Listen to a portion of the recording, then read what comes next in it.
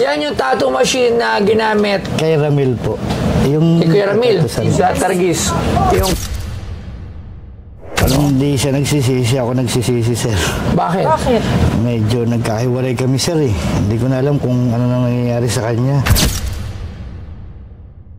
Katwa lang namin ni Carl. Para matulungan ko din po si Brad Ramil na kahit papano, kumita naman po.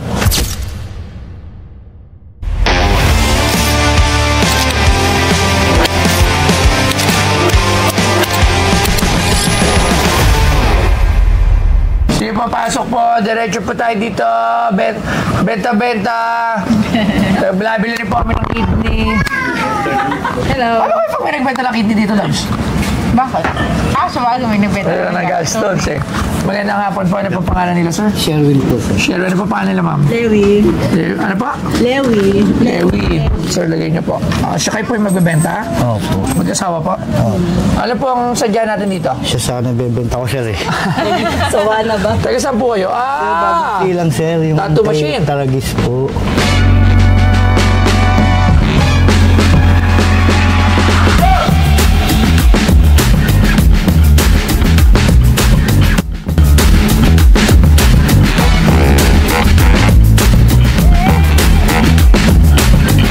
Sa kasamaang palad, sineseryoso ng isang user ng social media na kinilalang si Ramil Albano ang post at tinanggap ang hamon. Ibinahagi umano ni Albano sa comment section ang mga larawan kung saan siya nagpatattoo at ang mismong tattoo. Sinabi niya na nagpadala siya ng direktang mensahe sa Facebook page ng kumpanya at naghihintay ng cash prize. Sinabi rin umano ni Albano na tinanggap niya ang hamon na magbigay ng pera para sa kanyang bunsong anak na may Down syndrome at matrikula ng isa pa niyang anak. Inamin ng may-ari ng takoyaki store na Taragis na scripted ang viral na April Fool's Day tattoo disaster. Sa Facebook page ng tindahan, sinabi ni Carl Cuyon na marketing strategy lang ang post ng April Fool's Day at ang lalaking nagpatato ng logo ng tindahan sa kanyang noo at nagtagumpay ito. Kailangan ay makabuo ako ng ingay para mag-viral ang Taragis, sabi niya. At ang binebenta sa Pinoy Pawn Stars ay ang tattoo machine na ginamit sa pagtato sa noo ni Ramil Albano. Yung nagpatato sa noo, no. Yan yung tattoo machine na ginamit Kay Ramil po. Yung kay Kuya Ramil nagpatato sa noo. sa Targis. Yung kay Carl. Yung may tattoo here. Oo, nagkaroon ng isang malawakang issue. Opo, unexpected po yung nangyari na ano. Nasaan yung proof? May proof ba? Ay, meron po.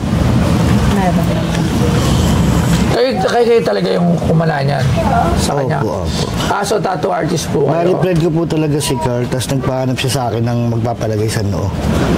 Alam kong walang pinagkakakitaan po si Brad Ramil, eh. First time po kasi. So kayo matanong si Kuya Ramil, nagsisisi ba siya na may tattoo siya sa noo? Hindi siya nagsisisi, ako nagsisisi, sir. Bakit? Bakit? Medyo nagkahiwalay kami, sir, eh. Hindi ko na alam kung ano nang nangyayari sa kanya. O ba't ka nagsisisi? Bakit kung ano ba? Ba't bigla ka naman nagsisisi kung nagkaiwalay kayo? Ang daming nagbigay ng tulong, sir. Hindi ko na alam kung anong nangyayari sa kanya, sir.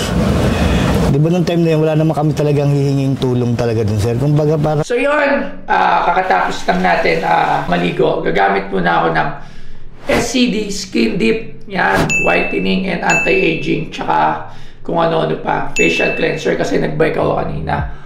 So, yan, ganyan na lang siya. Para mawala yung mga dumi-dumi na na-absorb sa pagbabike kanina.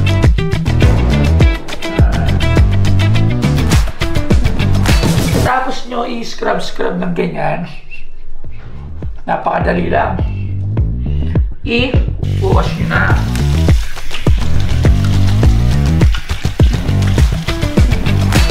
Tapos kukuha kayo ng towel to pat dry. So kukuha tayo ng towel.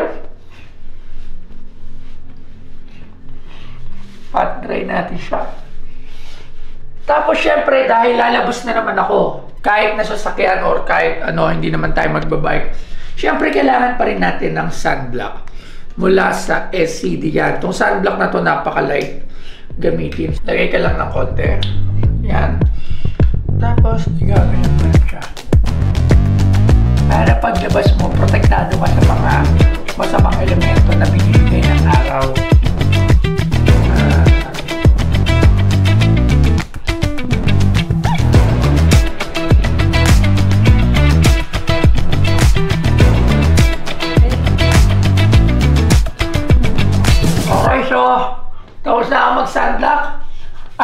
ready to go na ako para sa araw na to. Maraming salamat. So sa mga nagtatanong, punta lang kayo sa SCD main page. Ayan, open sila for distribution at reseller. So si Toy Tumamen, Keng. Nagsisisi ba siya na may tattoo siya sa noo? Hindi siya nagsisisi, ako nagsisisi, sir. Bakit? Bakit? Medyo nagkahiwalay kami, sir eh. Hindi ko na alam kung ano nang nangyayari sa kanya. O ba't ka nagsisisi? Bakit kung ano pa? Ba't bigla ka naman nagsisisi kung nagkaiwalay kayo? Ang daming binagbigay ng tulong, sir. Hindi ko na alam kung anong nangyayari sa kanya, sir. Di ba nung time na yun, wala naman kami talagang hihinging tulong talaga dun, sir. Kumbaga parang katuwaan lang po. Kay Carl lang. Katuwaan lang namin ni Carl. Para matulungan ko din po si Brad Ramil na kahit paano, kumita naman po. Ay ngayon, nasaan na si Kuya Ramil? Ang balita ko po kasi halos araw-araw nagiinom. Araw-araw nag-inom. Eto po. Ayan. Ay, kuhain mo yung clips mamaya yung... Araw-araw nag-inom. Eh, di ba? Ano yan? Solo, tatay lang siya. Single parent yun, di ba? Sa mga Kabalikan po yata sila ng wife niya. nagkabalikan. Pinagdikit ko na rin po sila talaga na. Tapos, Sapul po ng April 15, di na po kami gano'ng nagkaroon ng communication. April 15, hindi na. Opo. Nung nag-ano po kami. Pero okay naman ang buhay niya. Tingin niya na yan. Hindi ko na po masabi. Hindi mo sabing ako. Noon, kontrolado ko siya kasi hindi po ako umiinom eh. Sabi ko, hindi tayo pwede mag-inom. Simula nang mag-viral kami, inipit-ipit ko na po siya sa inom. Nung naghiwalay kami, hindi ko na po nabalitaan kung anong nangyayari, sir. Yung mga nagbigay sa kanya ng tulong. Nung una, sir, gusto nga pong ibalik ni Carl yung unang binigyan niyo ng tulong yung sir dito, April 3. At kasama yung anak ko nun, sir. Gusto nga sanang ibalik ni Carl yung time na yun. Siguro madami rin naman nag-donate para sa anak niya po, na special child. Siguro nabigyan naman po niya ng magandang... Nagpunta sa akin dito eh. Nagpunta sa akin dito, pero hindi ko bilag. Pero binigyan namin. Binigyan ko ng 5,000 ata. Binigyan ko ata 5,000. Pero hindi ko bilag. Nagpunta lang siya dito. So sana naman yung mga nangyari sa kanya, sana mauwi siya maganda kasi sayang. Yun nga po din sabi ni Sir MB. Sana man lang nabigyan ng special na para magtuloy-tuloy. So magkano mo naman yung binibenta ngayon? Ang offer ko kasi sir sa 10K po.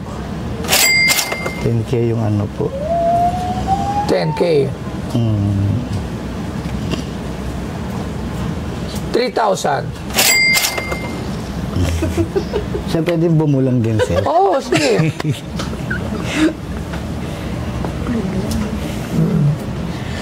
Pero Sir, kahit hanggang 5K sana, sir. 4,000? 6K, sir. Mataas eh, no? 4,500. Pamasahin naman yung 500. Taga, saan po kayo? Dagang sila.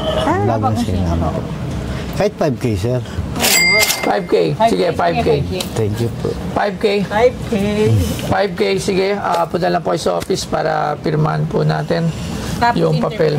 Interview po. Maraming salamat, Ay, sir, sir. yung needle nandiyan dyan. Ano po ba to? Sige nga, buksan nyo nga, sir. Baka po masugat. Hindi mo na yung ginamit after ni Ramil. Naggamit ko pa po ng iba, pero yung needle niya kasi talagang binalutan ko po yun ng pangalan niya ng masking tape. Grabe no, dami yung dinamay na tao. Pati ako kinabahan ako nun, sir. Dinamay na tao. Talagang yung bahay namin nayanig sa media, sir. Bahay ko. Sa bahay ko lahat yun, sir. Nagkatuwaan lang naman po. Nagpunta sila dito sa inyo nun, sir, kasama yung anak ko. Yung anak niyo ba yung payat na lalaki? Pumunta yung pero hindi ko yung binlag. Parang may ano po ata kayo. May shoot din, pero malit na tool, hindi na para i-broadcast. Alright. So ito yun, ha? Tanggal natin needle, sir, or...